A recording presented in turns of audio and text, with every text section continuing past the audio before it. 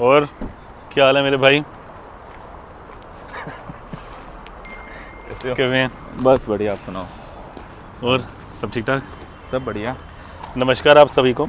आज हम लोग गुड़गांव आए हैं एक रिटेलर से मिलने। सामने एक एलवन भी है जिसकी हम लोग आपको विजिट भी करवाएंगे कि यूपी और हरियाणा में क्या डिफरेंस है। यहाँ पर हरियाणा के अंदर जो होलसेल्स होते हैं उनको एलवन कहा जाता है, लेकिन यूपी के अंदर उन होलसेल्स को FL2, FL2B या FCL2 कहा जाता है। यहाँ पर होते हैं L1 BF इम्पोर्टेड का होता है, L1 होता है अंग्रेजी का और उसी के अंदर ही बियर अलाउड होती है, जबकि यूपी के अंदर बियर अलाउड नहीं होती है। L13 देसी का होता है और L13 जो होता है वो देसी का लाइसेंस टाइप होता है, टाइप ऑफ लाइसेंस की हम लोग बात कर रहे हैं। तो चलिए हम लोग विजिट करते हैं। अब आपको अंदर की हम लोग विजिबिलिटी दिखाते हैं कि यहाँ पर होलसेल्स किस तरीके के होते हैं। लास्ट टाइम हम लोगों ने मथुरा का दिखाया था, अब हम लोग गुड़गांव का दिखाएंगे आपको। तो चलिए शुरू करते हैं। बियर का दिखाता हूँ। ठीक है। ये पार्शियल है, मतलब ये नहीं है कि सारी बियर यहीं पे पड़ी है, कुछ यहाँ पे पड़ी है, कुछ दूसरे साइड में पड़ी है। ओके। तो मतलब ये पार्ट्स में डिवाइडेड है। इधर बियर है, फिर IFL है, फिर IMFL है, फिर अच्छा। बियर है, वाइन है, सब ओके। कुछ है। मतलब ऐसा नहीं है जैसे यूपी में क्या होता है कि जो एक सेक्शन होता है बियर का, वो एक सेपरेटेड सेक्शन होता है, FL के साथ ही रख सकते हैं। 6-7 फुट की दूरी चाहिए होती है, तो बीच में जाल लगा दिया जाता है। यहाँ पर क्या रहता है? नहीं, ऐसा कुछ नहीं है। हेलो। ओके, ऐसा कुछ नहीं आता। हाँ जी। और IMFL में कैसा है यहाँ पर? अच्छा, ये भी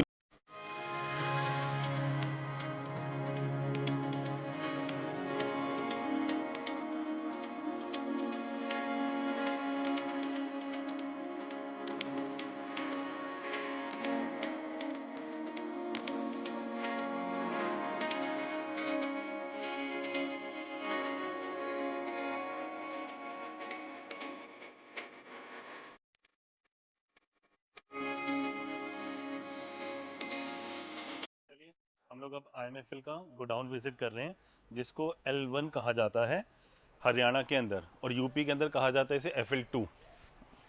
ये डिफरेंट ब्रांड्स का स्टॉक है सारा।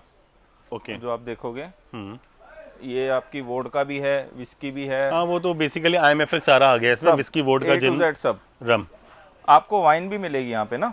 अच्छा, वाइन भी इसी में डाली? वाइन भी इसी में। यहाँ पे अलग अलग का नहीं है कि अलग अलग लाइसेंस है। एक L1 का लाइसेंस है, उसमें आप विस्की, आपका बियर, वोडका, जिन, वाइन सब बेच सकते हो। अच्छा, वाइन तो वहाँ पर भी अलाउड है, FL2 में भी और FL2B में भी। अच्छा। और LAB भी अलाउड है, लो अल्कोहलिक बिवरेजेस। नहीं, यहाँ पे एक चीज और है, जैसे कि यहाँ पे कैपिंग लगती है L1 पे। Capping means? कैपिंग मतलब एक L1 सपोज करो कि 1 लाख पेटी ही उठा सकता है IMFL की।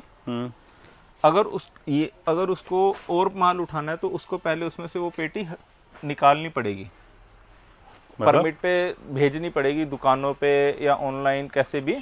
तभी उसका परमिट डिस्टिलरी का बनेगा, तभी माल आएगा। कैपिंग मीन्स एक फिक्स्ड नंबर ऑफ केसेस यहाँ पर इनको डिसाइडेड होते हैं। ये अभी हम लोग बात करेंगे कि किस बेस पर होते हैं, कैसे होता है, क्या नहीं होता है, ये सब अभी आपसे डिस्कस करेंगे। ठीक है। अभी तो हम लोग सिर्फ एक बारी लोगों को दिखा दें कि भाई किस तरीके का गोडाउन होता है यहाँ पर। तो गोडाउन इज ऑलमोस्ट सेम जैसे वहाँ पर होता है।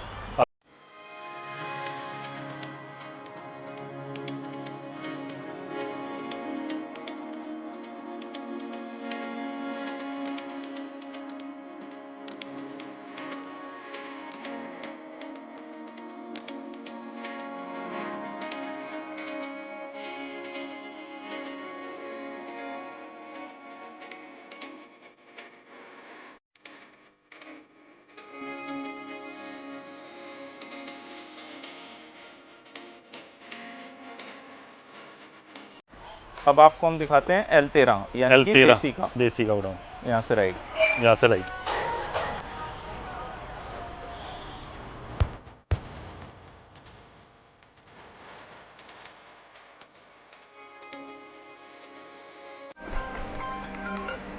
हेलो। तो अब हम लोग जा रहे हैं देसी के गोडाउन में। यहाँ पर देसी का गोडाउन सेम वैसे ही है, अलग प्लेस में रखा गया है। जैसे हम लोग मथुरा में गए थे तो बिल्कुल एक सेग्रीगेटेड प्लेस था देसी का, ऐसे यहाँ पर भी देसी का जो गोडाउन है बिल्कुल ही अलग है। बट वहाँ पे उस लाइसेंस को बोलते हैं CL2। यहाँ पे जो लाइसेंस होता है इसको कहा जाता है L13। तो ये टाइप ऑफ लाइसेंस या नेम ऑफ लाइसेंसेज अलग अलग है। तो ये है देसी का आपका L13। यहाँ से दुकानों का जैसे परमिट बनता है, यहाँ टीपी पास कटता है, आप देखोगे कि ये टीपी पास यहाँ पे कटता है और गाड़ी लगती है, माल लोड होता है, जाता है। अब जैसे आप ऑनलाइन प्रोसेस है। अच्छा, जैसे आप पेटी पर देख रहे हो मसालेदार लिखा हुआ है या ग्रीन एप्पल लिखा हुआ है, ये बेसिकली विस्की ही है, वोडका नहीं है। एक सेपरेट वीडियो बनाऊंगा कि मसालेदार विस्की कैसे बनती है और ग्रीन एप्पल विस्की कैसे बनती है। हालांकि मैंने एक पॉडकास्ट किया था जिसमें एक व्यूअर आया तो उसने पूछा था कि फ्लेवर कैसे ऐड किए जाते हैं, कब ऐड किए जाते हैं, तब मैंने बताया था उसमें प्रोसेस। जब पूरा डिस्टिलेशन हो जाता है, फिल्ट्रेशन हो जाता है, स्टोरेज करी जाती है, उसके बाद उसमें फ्लेवर्स ऐड किए जाते हैं। तो बेसिकली ये फ्लेवर्स हैं, फ्लेवरिंग। और जैसे आप संतरा देखोगे या कुछ भी, तो इसमें कलर के लिए ना, जो कईयों को होता है क्या यूज़ करते हैं, कलर के लिए कैरेमल यूज़ करते हैं, आप ये मान के चलो। बात है, नहीं कैरेमल ही यूज़ किया जाता है देसी के अंदर। ये लगभग 100 लीटर के अंदर मतलब 50 ml से 100 ml तक यूज़ किया जाता है लाइट ब्राउन कलर देने के लिए। अगर 100 लीटर आप बना रहे हो दारू, तो अगर आपको थोड़ा सा डार्क ब्राउन कलर देना है तो वो आपको लगभग 200 ml के आसपास ऐड करना पड़ता है कैरेमल को। अब कैरेमल भी बेसिकली जो होता है वो चीनी से बनता है। उसके वो जब मेल्ट कर जाती है और वो पूरी ये मतलब वो हो जाती है, ब्राउन कलर की हो जाती है, तो उसको बोलते हैं कैरेमल। तो कैरेमल जो है बेसिकली चीनी से बनता है, हीट करने की वजह से वो जब मेल्ट कर जाती है और डार्क ब्राउन कलर आ जाता है उसका। तो अब हम लोग चलते हैं, अब ये के साथ पॉडकास्ट करते हैं, पूछते हैं यहाँ पे लाइसेंस फ़ीस कितने की है और क्या क्या सिस्टम रहता है और कैसे हम लोग ठेके लेना चाहें तो कैसे ले सकते हैं, या हमें होलसेल खोलना हो तो क्या यूपी की तरह होलसेल है। सब क्वेश्चंस के आंसर्स अभी भैया से पूछेंगे और समझेंगे। यहाँ L1 के साथ में भी भैया पूरी मतलब एक वाइन शॉप लगी हुई है, क्या ये अलाउड होती है या इसमें भी कुछ NOCs का कोई प्रोविज़न रखा गया है? ये एक्साइज ने जैसे एक पॉइंट दिया कि आप यहाँ पे लोगों ने बिडिंग लगाई, पॉइंट आ गया। अब ये बाई चांस L1 पहले से था यहाँ पे, बाद में ये लोकेशन अलॉट हुई, तो इन्होंने NOC दी कि हमें कोई दिक्कत नहीं है कि L1 यहाँ पे है, तो आप कंटिन्यू कर सकते हैं। अगर ये NOC ना दें तो फिर ये L1 लोकेशन चेंज करनी पड़ेगी। अच्छा, मतलब L2 बोलते हैं यहाँ पे वाइन शॉप को, और वाइन शॉप वाले NOC देंगे L1 मतलब होलसेल को, तब होलसेल यहाँ पे एग्जिस्ट करेगा, वरना होलसेल को यहाँ से शिफ्ट करना पड़ेगा। जबकि यूपी के अंदर ऐसी कोई कंडीशन नहीं है, मतलब होलसेल के पास में वाइन शॉप खुल सकती है, कोई ऐसे कोई कंडीशन वहाँ पे मेंशन नहीं है पॉलिसी के अंदर। जैसा कि आप अभी देख रहे होंगे पीछे एक लिकर पॉइंट के नाम से शॉप है। अभी हम लोग भैया के साथ कर रहे थे पॉडकास्ट की जैसे शुरुआत करी थी, तो इनके पास फ़ोन आ गया कि इनकी दुकान के सामने ही कोई इलीगल शराब बेच रहा है। तो इलीगल शराब पे रेड कैसे होती है अभी आपको लाइव दिखाते हैं हम लोग। अब देखो चल रहे हैं हम लोग वहीं पर ही, जबकि होता है यहाँ पर ऐसा क्यों है, जबकि यूपी में नहीं होता है। यूपी में MRP ड्रिवन मार्केट है, MRP लगी होती है ब्रांड्स पर, जबकि यहाँ पर MRP नहीं होती है। इस वजह से किसी भी L1 जिसको हम लोग होलसेल कहते हैं, और होलसेल से लाकर माल कोई भी अपनी दुकान पर लाके बेच लेता है। तो अब दिखाते हैं अब आपको रेड कैसे होती है, चलो चलते हैं। मैं तो ठेके पर हूँ ब्रो। ट्रांजैक्शन नहीं अरे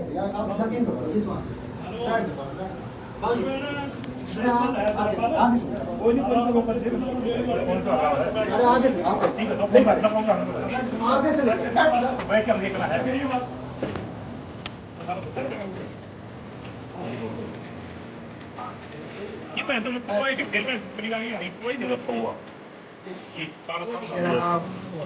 संतरा है वो सेलिंग हरियाणा में रेडियो पे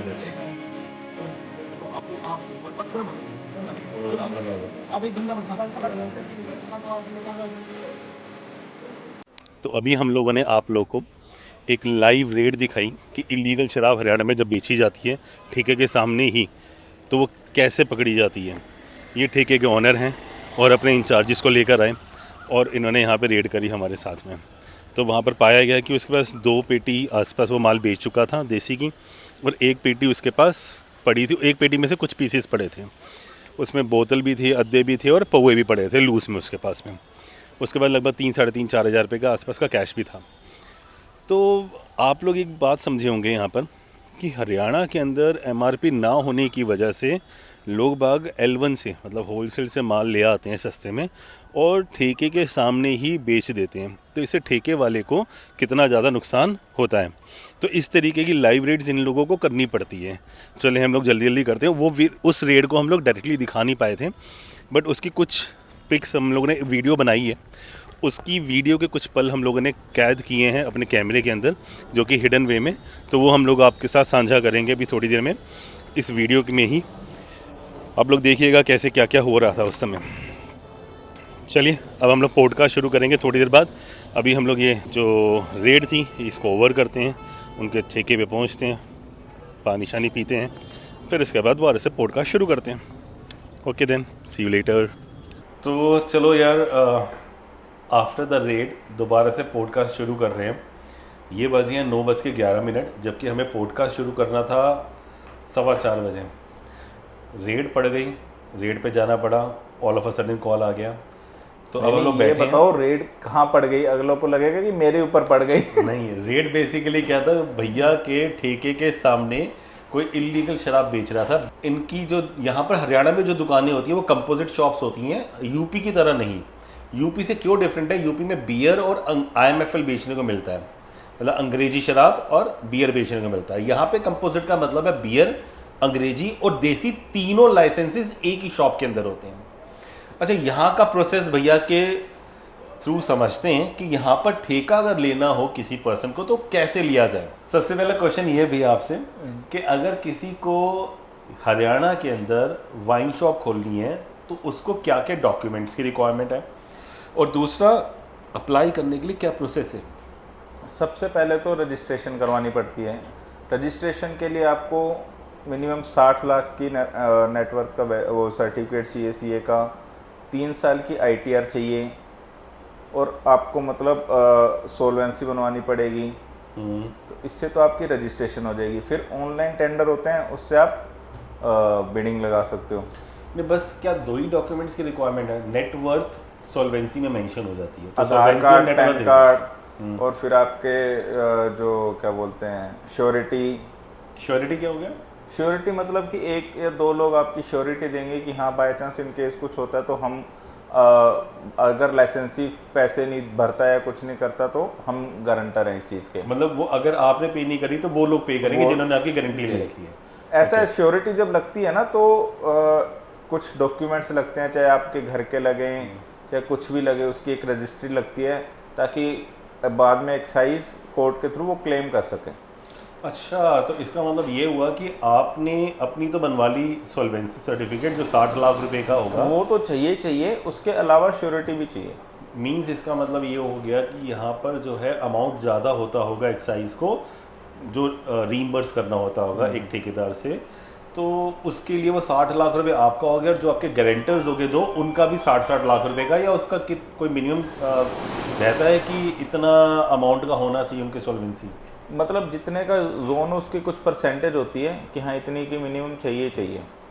चाहे आप वो किसी FD के फॉर्म में दे दो अगर शॉर्ट पड़ रहा है, लेकिन डॉक्यूमेंट्स प्रॉपर्टी के जरूर लगते हैं। अच्छा, प्रॉपर्टी मतलब वो बेसिकली मॉर्गेज कर देगी अगर आपने उसकी लाइसेंस फीस पे नहीं, अगर आपने 3 महीने काम किया, ठीक है, 3 महीने बाद आप छोड़ के चले गए तो गवर्नमेंट कहाँ से पैसे लेगी? ठीक बात। एक्साइज को तो पैसे चाहिए ना, उनका तो रेवेन्यू लॉस हो रहा है, तो वो आपकी प्रॉपर्टी के ऊपर जो है केस करेगी और उसको मॉर्गेज करा के अपना पैसा कंपनसेट कर ले। चलो, एक पॉइंट ये क्लियर हो गया। और इसमें एक और तरीका भी है कि आपने ग्रुप सरेंडर कर दिया, जो आपकी ग्रुप की आपने क्या दी हुई है 3% अर्नेस्ट मनी दी हुई है सिक्योरिटी, एक तो वो फोर्फिटेड हो जाएगी, ठीक है, और दूसरा गवर्नमेंट उसको रीटेंडर कर देगी।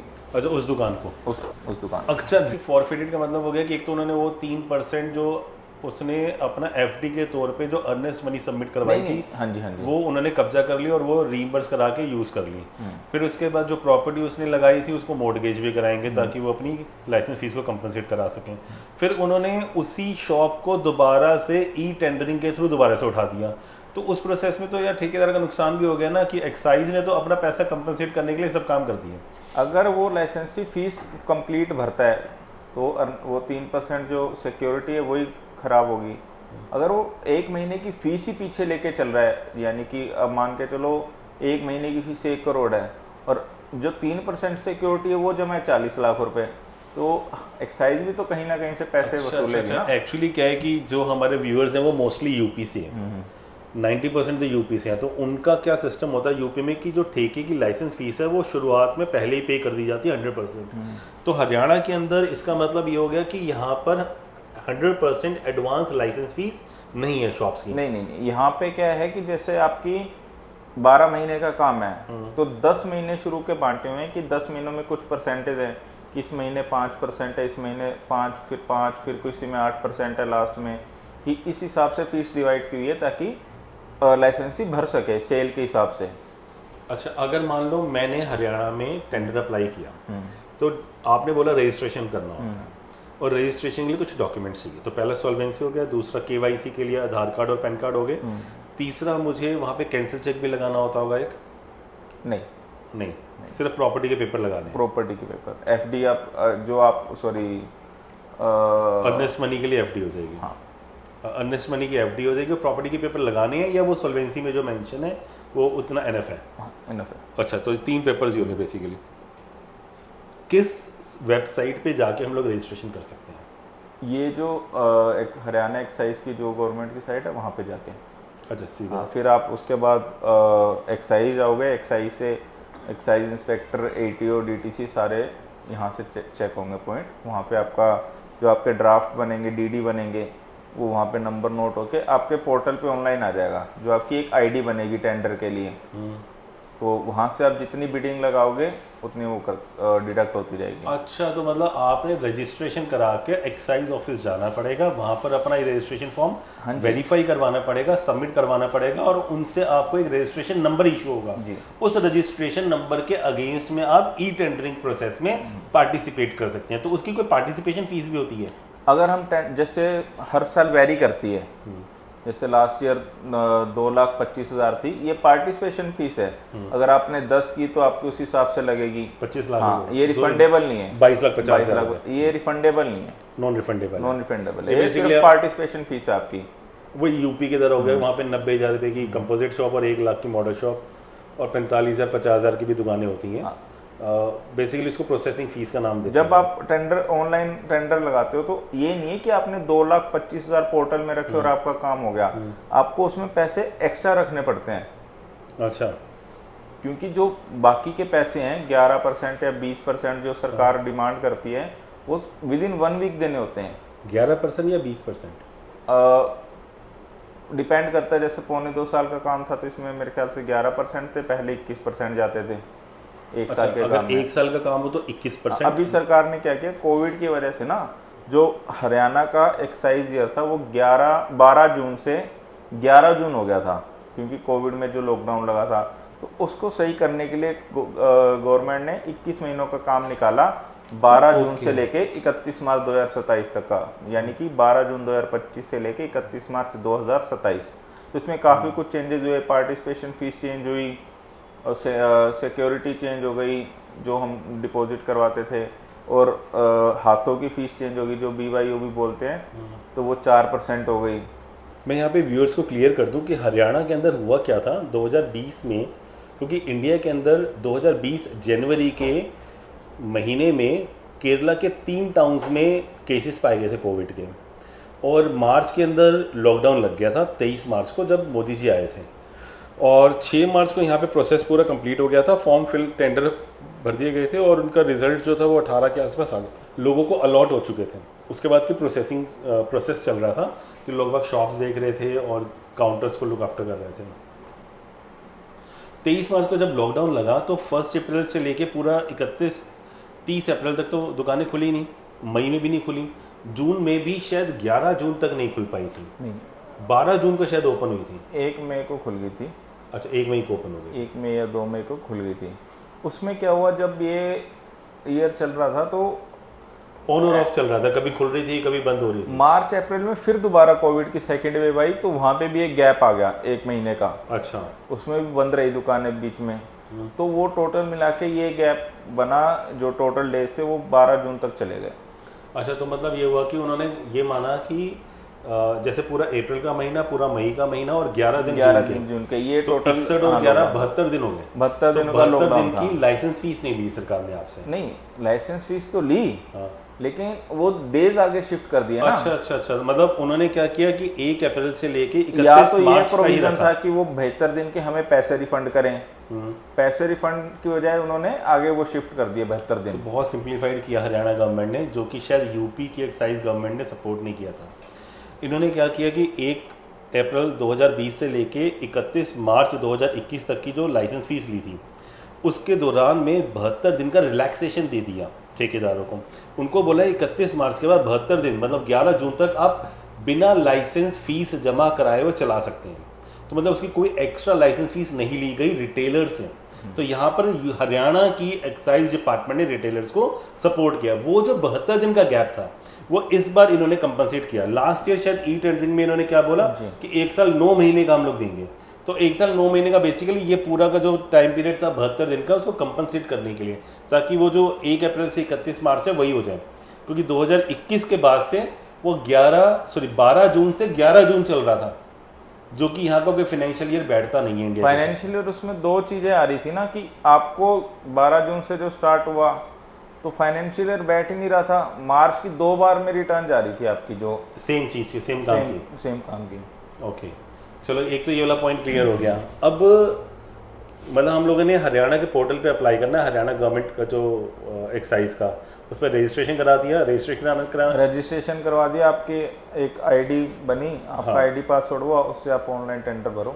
अब ऑनलाइन बिडिंग किस हिसाब से करी जाती है? आपके पास कोई लिस्ट मिलती है पहले कि ये शॉप्स है, इनका ये अच्छा शॉप्स तो होती नहीं यहाँ पे तो ग्रुप्स के हिसाब से ग्रुप्स होते हैं। एक ग्रुप में 2 दुकानें होती हैं, कभी ये 4 भी हो जाती हैं, कभी 6 भी, कभी 8 भी, जो गवर्नमेंट डिसाइड करती है, हरियाणा एक्साइज डिसाइड करती है। वैसे अभी जो काफ़ी टाइम से चल रही है 2 दुकानों का चल रहा है। ये पिछले जो 21 महीने की जो पॉलिसी आई है बेसिकली 2 दुकानों की है, 2 दुकानों का ग्रुप है। तो यहाँ पर हरियाणा के अंदर अभी 1200 ग्रुप्स हैं एज पर द एक्साइज, जो कि 2400 दुकानें हो गई हैं अप्रॉक्सीमेट। तो एक जो टेंडर है वो 2 दुकानों के लिए होता है।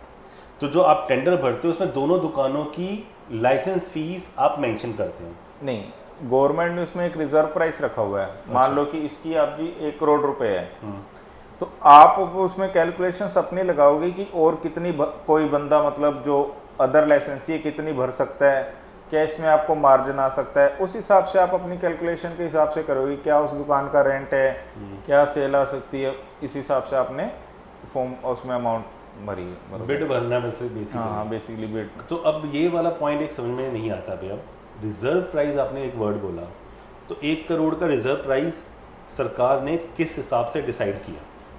वो एक तो लोकेशन के हिसाब से देखती है, कोटे के हिसाब से देखती है, जो जितना जैसे कोटा हुआ किसी ग्रुप का उस हिसाब से फीस आती है। आसपास उसके क्या होटल बार लगते हैं वो भी डिपेंड करता है उस चीज़ को लेके। क्या मतलब अगर हम गोल्फ कोर्स की साइड देखें तो वहाँ पे महंगे ऑटोमेटिकली, अगर एक गांव की साइड देखें तो वहाँ पे सस्ते हैं।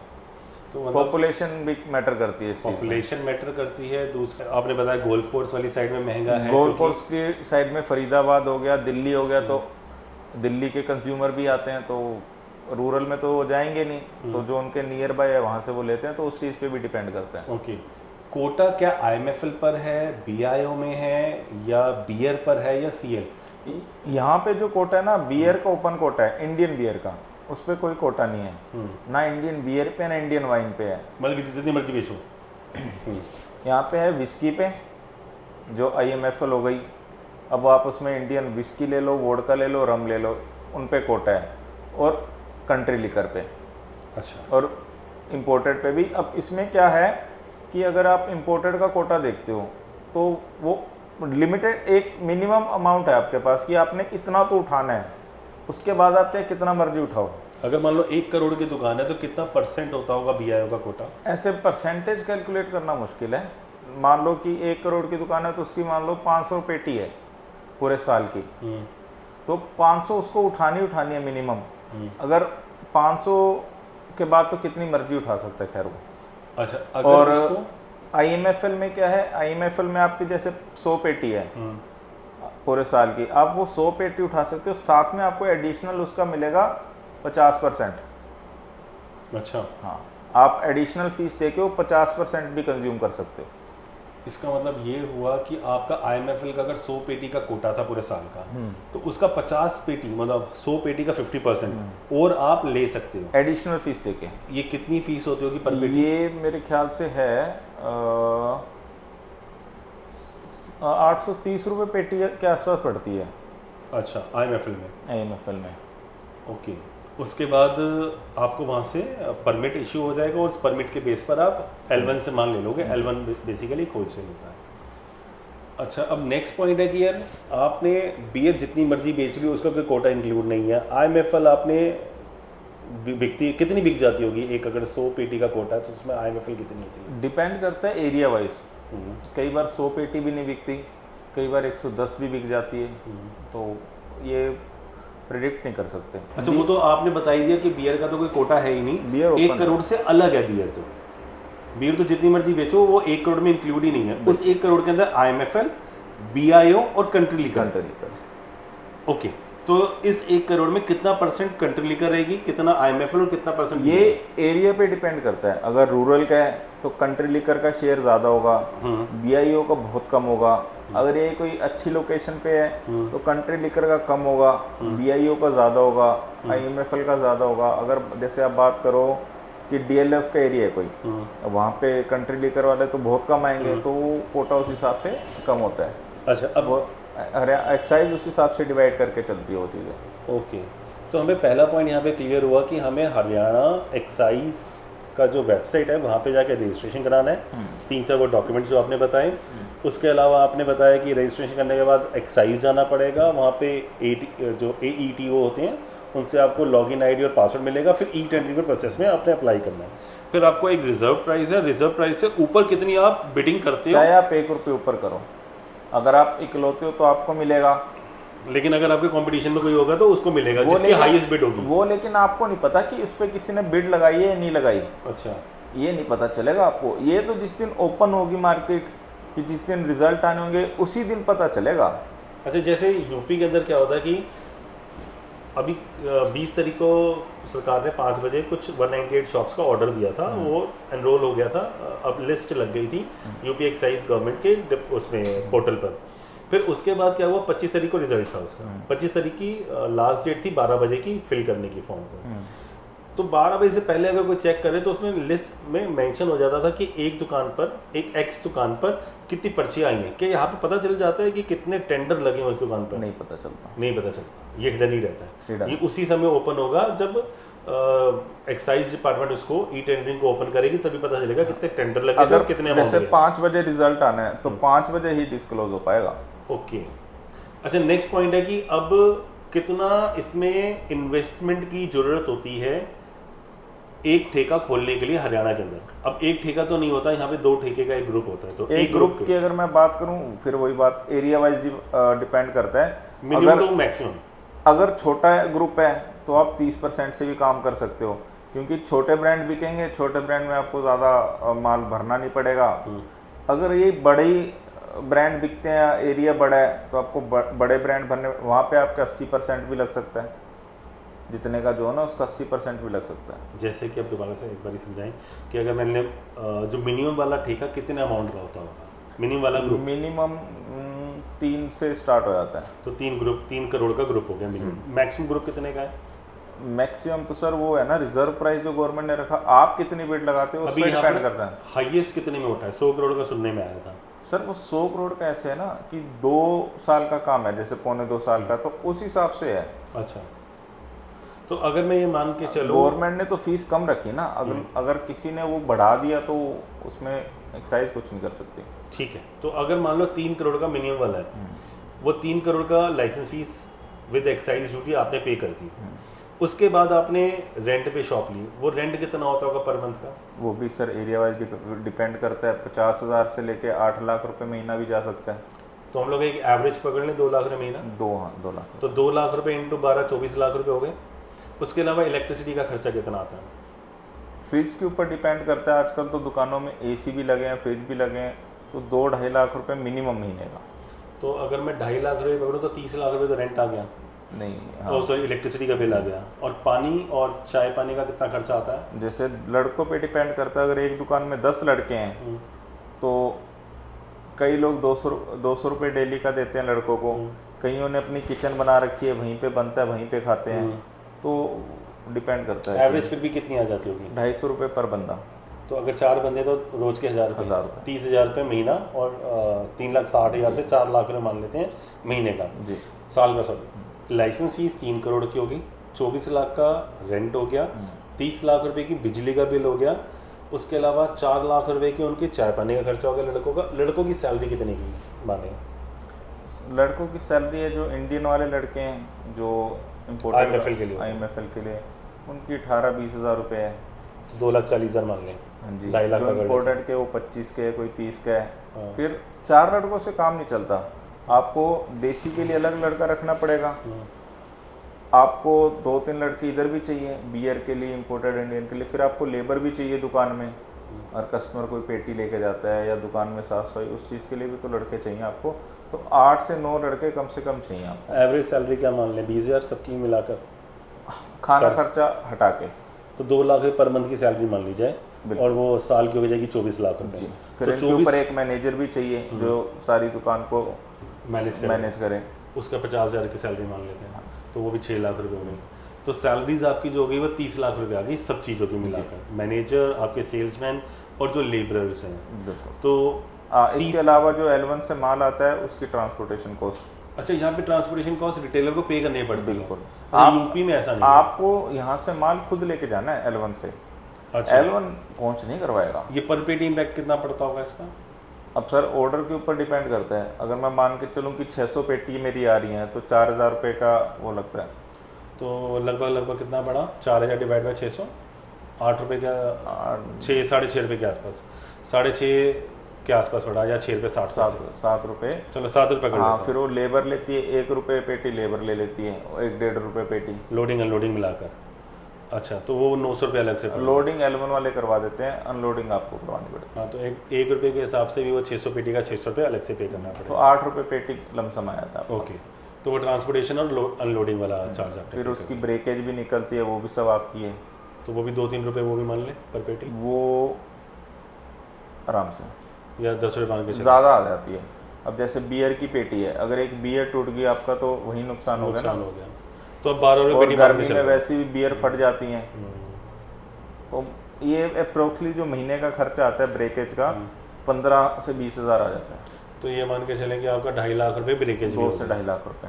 ठीक है, तो 3 करोड़ का ठेका हो गया, 24 लाख रुपए का उसका रेंट, 3 करोड़ 24 लाख रुपए, 30 लाख रुपए की सैलरी, 3 करोड़ 54 लाख रुपए, फिर बिजली का बिल 30 लाख रुपए, तो 384 हो गया, प्लस आपका 4 लाख रुपए का चाय पानी का खर्चा 388 हो गया, प्लस आपका हो गया ब्रेकेज का खर्चा जो कि 2.5 लाख रुपए हो गया, तो वो 390 के आसपास कहानी बैठी। बिल्कुल। और मिसलिनियस खर्चे ये मान ले 10 लाख रुपए के, वो तो सर जो कि पेट्रोल, फोन, ये वो ढिमका फिमका सब मिल, अगर एक्सपेंडिचर मिला लिया जाए तो 4 करोड़ रुपए की आपकी इन्वेस्टमेंट होगी। 4 करोड़ की इन्वेस्टमेंट के बाद रिटर्न क्या है?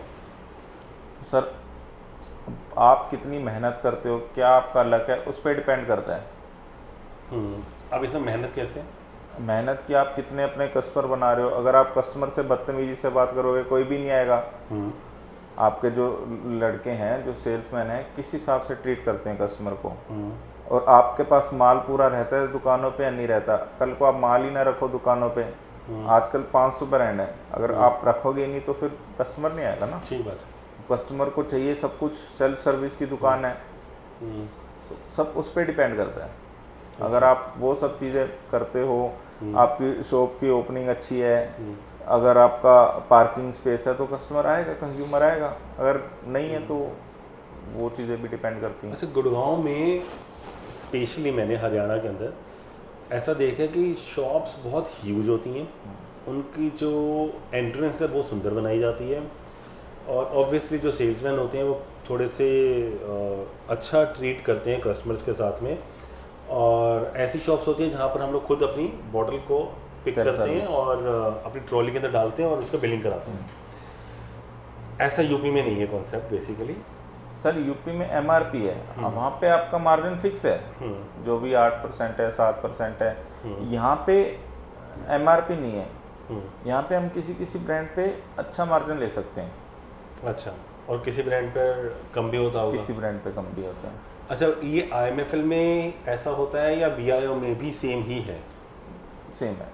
जैसे कि यूपी के अंदर क्या है, जो लोअर ब्रांड्स हैं उन पे 13.5-14% तक का मार्जिन है, और जैसे जैसे ऊपर चलते जाएंगे हम लोग 5 से 6% का मार्जिन आ जाता है इंपोर्टेड के अंदर। तो मार्जिन जैसे जैसे कैटेगरी बढ़ती जाती है, महंगा होता जाता है ब्रांड, उसका मार्जिन कम होता चला। बिल्कुल। यहाँ पर मार्जिन फिक्स नहीं है क्योंकि कंपटीशन होता है, MRP है नहीं। यहाँ से 30 से 40% रिटेल मार्जिन मिल जाएगा आपको। अच्छा, 30 से 40%। तो अगर मैंने 1 करोड़ का माल बेचा एक महीने या पर डे की मान लेते हैं एक एग्जांपल के तौर पे, तो 1 करोड़ के माल पे 30 लाख रुपए का बचत हो गई पर डे की, ऐसा मान लें। हाँ, बट क्या यहाँ पर 1 करोड़ की सेल हो पाती है दुकान के अंदर?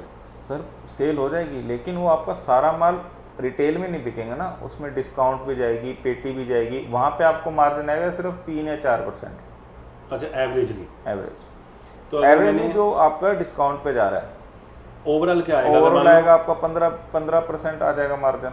मैंने 1 लाख रुपए का आज मेरा गल्ला हुआ एक एग्जांपल, तो मुझे मार्जिन कितना बचा? सर वो तो डिस्काउंट पे डिपेंड करता है ना, आपने डिस्काउंट कितना दिया। सब कुछ कट कटा के आपके हिसाब से 15% मान लो, तो मान लेते हैं कि 15,000 रुपए का मार्जिन बचा। उसके बाद आपने सारे खर्चे निकालने हैं। जो आपकी लाइसेंस फीस है आप उसको डेली बेसिस पे आपने 10 महीनों में दी, लेकिन वो है तो आपके पूरे साल की, आपने 365 से डिवाइड करके उसके भी पैसे निकालने हैं। आपने माल के पैसे निकाल लिए, जितने माल के पैसे, फिर फीस के पैसे, फिर खर्चे, फिर उसके बाद आप देखो आपको क्या बचता है। अब जैसे कि यूपी के अंदर हम लोग एक कैलकुलेशन करते हैं, 10 लाख का ठेका है लाइसेंस फीस का, तो उसके अगर 30,000 रुपये की सेल पर डे की आ रही है तो हम लोग ब्रेक इवन कर लेते हैं। लेकिन अगर उसका 40,000 का गल्ला आ रहा है तो वो 10,000 का जो एक्स्ट्रा गल्ला आ रहा है ना, वही हमारा मार्जिन डिसाइड करता है, वो हमारा मार्जिन है। यहाँ पे वो चीज़ नहीं है।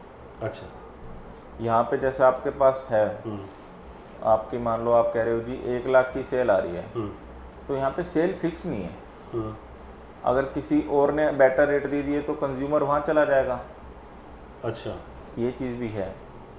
ओके, तो आपका तो जो मार्जिन हुआ, अगर वो मार्जिन समटाइम्स, इसका मतलब होता है कि आपको मार्जिन ही नहीं मिलता होगा। हम जैसे अभी आप आओगे दुकान पे जी 10,000 का सामान लिया, तो हम अपनी तरफ से गिफ्ट आइटम देते हैं, वो कॉस्ट भी तो हम बियर करते हैं ना, तो वो भी तो प्रॉफिट में से माइनस होगी, जो हम सेल पे मार्जिन आएगा उसमें से माइनस होगी वो चीज़ें भी।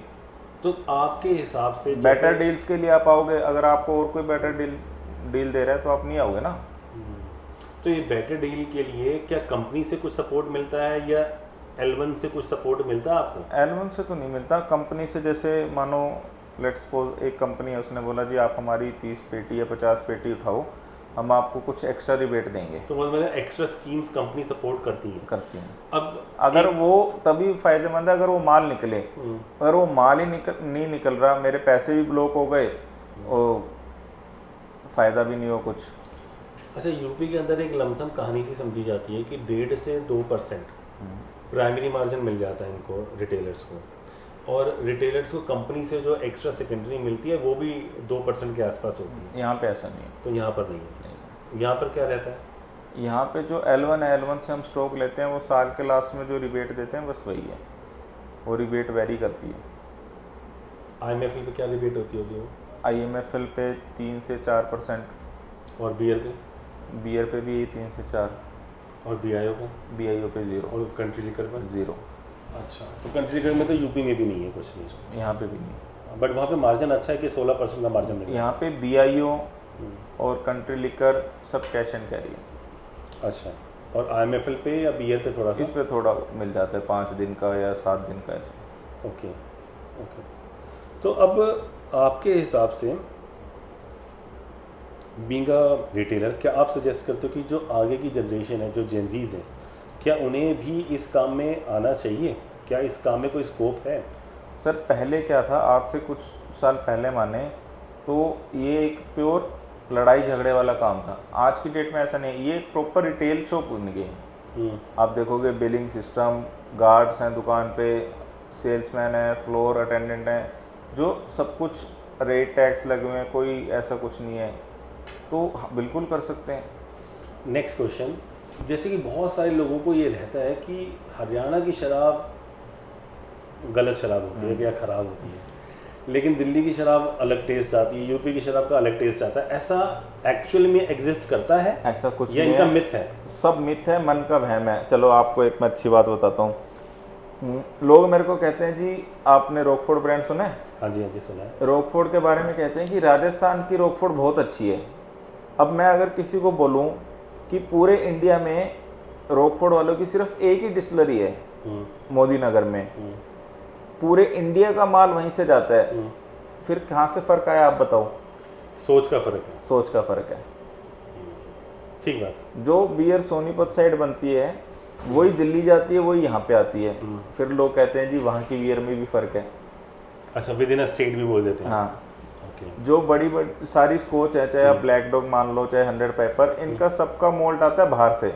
वीएमएस, ठीक बात। ठीक है, यहाँ पे तो सिर्फ बोटलिंग होती है, उसमें भी लोग कह देते हैं फ़र्क है। अच्छा, वीएमएस नहीं, सॉरी, आप ये बैरल्स में भर कर आ रही है, आप ये बात कर रहे हैं। हाँ। नेक्स्ट क्वेश्चन है भैया, जैसे यूपी के अंदर एक पर्सन के नाम से सिर्फ 2 ही शॉप्स अलाउड है, पैन यूपी की बात चल रही है, अगर आपकी गाजियाबाद में है और दूसरी आपके इलाहाबाद में है, तो इन दोनों के अलावा अब आप कुछ रिटेल आउटलेट्स नहीं ले सकते? यहाँ पे ऐसा नहीं है, यहाँ पे तो आप चाहे पूरा गुड़गांव ले लो, एक ही नाम से। एक ही नाम से। यहाँ तो बल्कि एक चीज़ हो रहा है, जो L1 अलॉट होते हैं, ये इस बेसिस पे अलॉट होते हैं कि जैसे 100 ठेकों की टेंडर हुई, तो पर ठेके का एक कोटा हो गया कि मैक्सिमम कोटा जिसके पास है उसको पहले L1 अलॉट होता है। अच्छा, मान लो आपका अगर कोटा पूरे गुड़गांव के अंदर सबसे ज़्यादा है, अच्छा, गुड़गांव को भी कुछ पार्ट से डिवाइड 2 पार्ट्स में डिवाइड है, ईस्ट और वेस्ट। अब वेस्ट में आप हो या ईस्ट में हो? मैं ईस्ट में। तो आपका ईस्ट में जितनी भी दुकानें हैं उन सब का कोटा मिलाकर आपको एक L1 इशू किया गया है, या आप कैसे करते हो? जैसे सर मान लो मेरे पास 5 ग्रुप हैं, 5 ग्रुप का कोटा मैं देखूं, अगर लेट्स सपोज आपके पास 10 ग्रुप है, मेरे पास 5 ग्रुप हैं, लेकिन आपके जो 10 ग्रुप हैं वो रूरल के हैं और मेरे अर्बन एरियाज के हैं, अच्छे वाले, और मेरे उसका IMFL का कोटा डिसाइड करता है क्या है। अच्छा। IMFL का कोटा मेरा कितना है और आपका कितना है वो डिसाइड करेगा कि पहले L1 अलॉट किसे होगा। अच्छा, तो यहाँ पे एक्साइज डिपार्टमेंट L1 को होलसेल को इशू करती है, ऐसा नहीं है यूपी की तरह कि कोई भी अगर होलसेल खोलने चाहे उसकी दुकान है या नहीं? दुकानें होना जरूरी है, दुकानें होना जरूरी है और उनका कोटा मैक्सिमम होना जरूरी है, ऐसा नहीं कि सभी जिनकी दुकान है होलसेल खोल लेंगे। एक्साइज डिसाइड करती है कि आप 3 एक L1 खोल सकते हो या 4 L1। अच्छा, कि टॉप 4 जो लाइसेंसी हैं उन्हीं को मिलेगा। नहीं, ऐसा भी वेल डिसाइडेड होता है क्या पहले कि जैसे गुड़गांव एक जिला है, उसके अंदर पहले से ही एक्साइज ने सोच कर रखा हो कि इतने ही होलसेल खोलेंगे, इतने ईस्ट में, इतने वेस्ट में? 4 भी खोल देते हैं, 5 भी खुल जाते हैं, मतलब एक्साइज के ऊपर डिपेंड करता है। अच्छा, ये क्यों वेरी करता है 4 से 5 में? सर जैसे पॉपुलेशन है या शॉप्स के ऊपर डिपेंड करता है, कोटे के ऊपर। कोटे के ऊपर। तो कोटा अगर 5 लोगों का ज़्यादा है तो 5 लोगों को ही वो इशू कर दिया जाता है। ओके, तो इनकी भी कुछ लाइसेंस फीस होती होगी सर, होलसेल की भी? बिल्कुल रहती है सर, इसकी मेरे ख्याल से है 6.5 करोड़ के आसपास की है एक होलसेल की लाइसेंस फीस जी। तो होलसेल खोलना भी आसान नहीं है? नहीं, बिल्कुल भी नहीं सर। इसके लिए आपको गोडाउन चाहिए, स्टॉक चाहिए, कंपनियों से 50 ब्रांड हैं, सबका माल आना चाहिए।